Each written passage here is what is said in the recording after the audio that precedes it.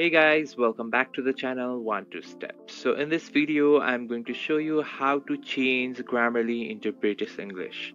So it's very easy. First of all, you need to go to any browser you want. So here I'm going to Chrome browser. So in the search bar, you can search for grammarly.com. So this is the interface that comes when you open grammarly.com. So here I have already logged into my account. So now to change the British English, you just need to go to accounts here, which is in the left side. Just click on this. So this is the account settings, and here are many options: account settings, customize, subscription, security, or try Grammarly business. So you just need to go to customize here. Right after that, here are dictionary, language, and features.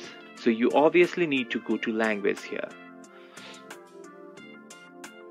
So now here you can see dialect, and here it is by default in American English. So you can just click on this, and here you can see British English.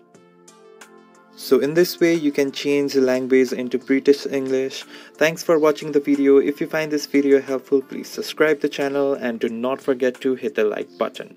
Thank you.